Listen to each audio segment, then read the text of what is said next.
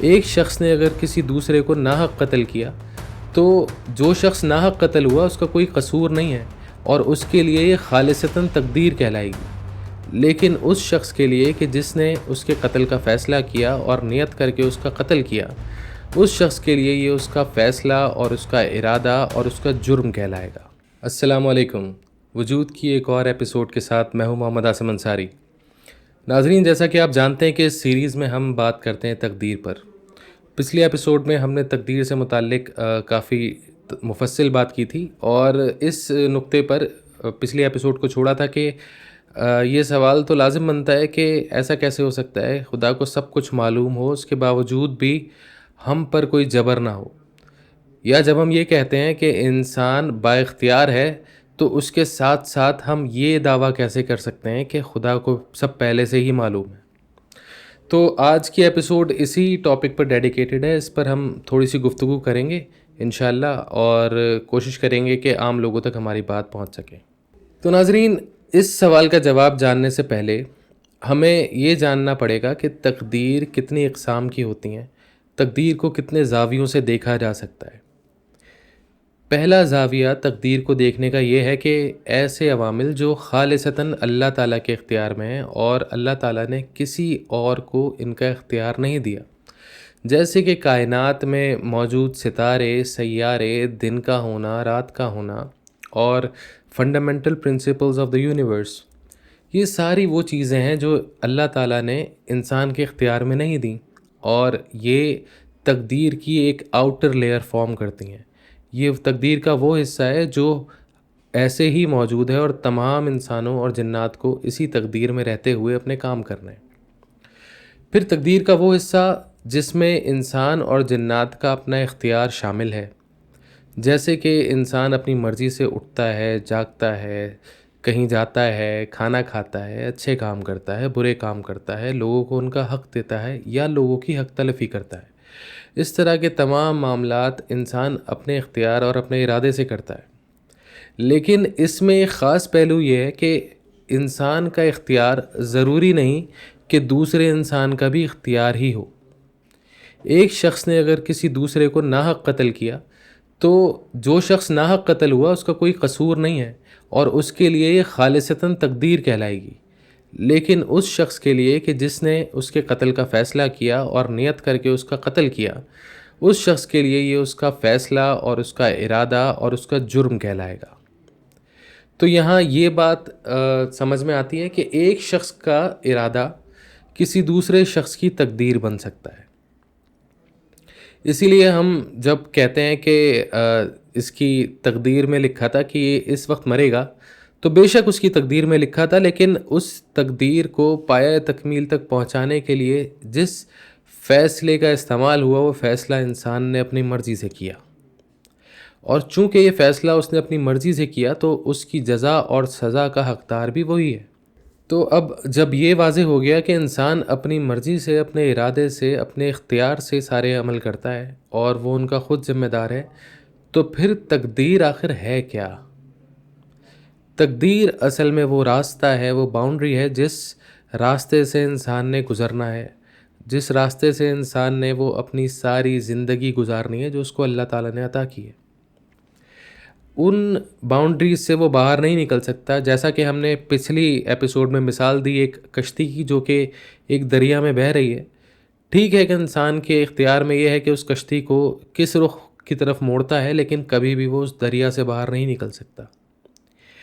اب اگر یہ بات ہے تو سوال یہ پیدا ہوتا ہے کہ کیا تقدیر انسان کو قید کر دیتی ہے؟ کیا تقدیر انسان کو باندھ دیتی ہے اور کیا اس پر جبر کرتی ہے؟ اس سوال کو سمجھنے کے لیے ہمیں یہ جاننا ضروری ہے کہ کیا ہر پابندی انسان کے لیے قید ہوتی ہے یا بعض پابندیاں انسان کے لیے رہنمائی کا کام بھی کرتی ہیں؟ یہ ہمارا اگلا نقطہ ہے۔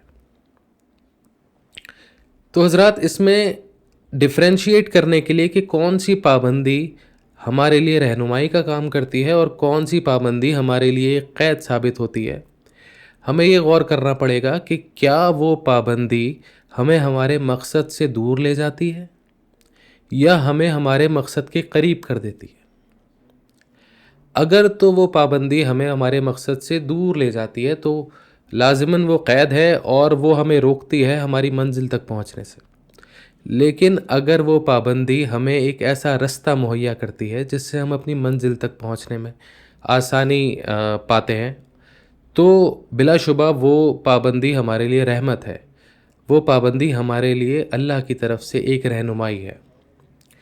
اب یہ جج کرنے کے لیے کہ کیا ہم اپنی منزل تک تقدیر کے ذریعے پہنچتے ہیں یا نہیں، ہمیں یہ سوچنا پڑے گا کہ ہماری منزل آخر ہے کیا، ہماری زندگی کا مقصد آخر ہے کیا، انسان اور جنات کو پیدا کیوں کیا گیا ہے۔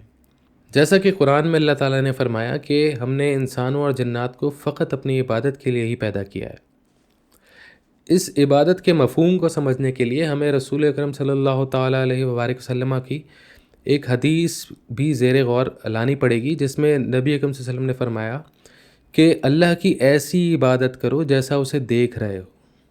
تو عبادت کی معراج یہ ہے کہ اللہ تعالیٰ کی معرفت بندے کے دل میں اترے، بندہ اپنے رب کی معرفت حاصل کرے، اپنے رب کو پہچانے، اپنے رب کے قریب آئے۔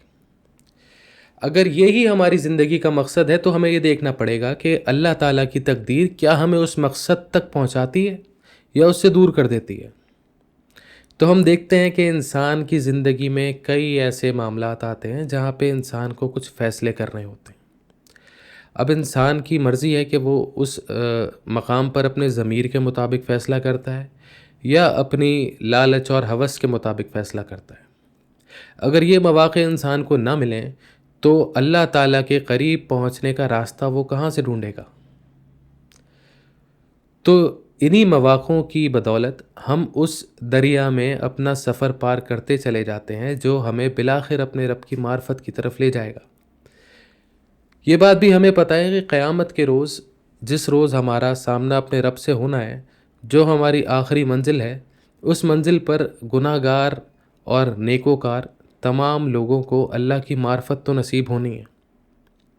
ہر شخص یہ بخوبی جان لے گا کہ اس کا رب کون ہے، اور اس کو اپنے رب کی ذات پر کسی قسم کا کوئی ڈاؤٹ نہیں رہے گا۔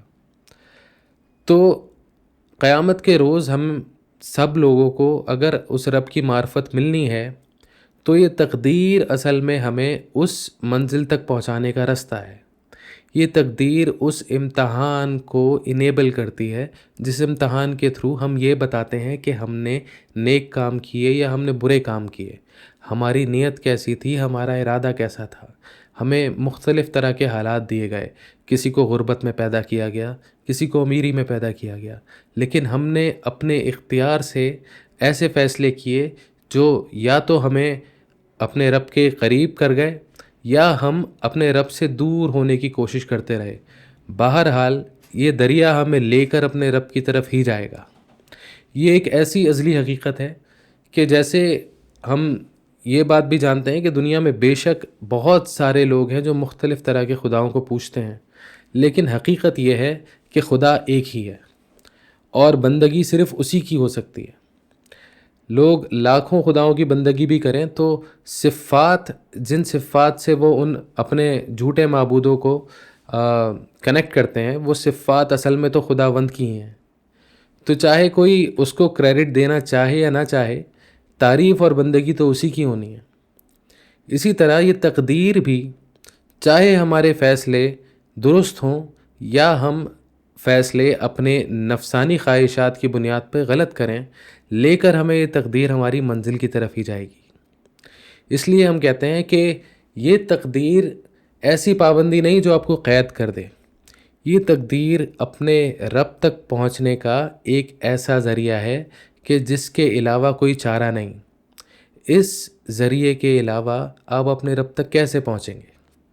ہمارے پاس تقدیر کے سوا کوئی راستہ نہیں، اور ہمیں چاہیے کہ اس تقدیر کو رحمت سمجھیں۔ یہ اللہ کی رحمت ہے کہ اللہ نے ہمیں ایسے مواقع فراہم کیے کہ ہم ثابت کر سکیں کہ اللہ، ہم دنیاوی لالچ اور ہوس اور حرص کے باوجود بھی تیری ہی بتائی ہوئی باتوں پر عمل کرتے رہے اور ہم نے اپنے ضمیر کو داغدار نہ ہونے دیا۔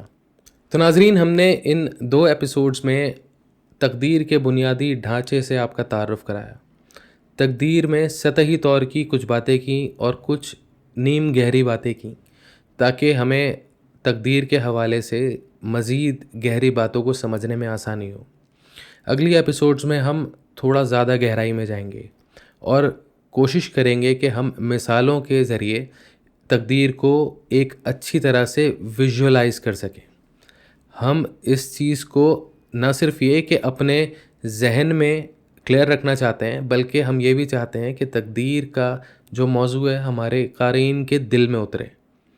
ہم یہ چاہتے ہیں کہ ہر شخص دل اور دماغ سے اس بات پر مطمئن ہو کہ اس کے رب نے اس کے ساتھ کوئی ناانصافی نہیں کی، بلکہ اس کے رب نے اسے ایک عظیم موقع فراہم کیا ہے۔ ہم اس گفتگو کو مزید جاری رکھیں گے اور ہمارے ساتھ شامل ہونے کے لیے ہماری آئندہ ایپیسوڈز کا انتظار کیجیے گا۔ السلام علیکم۔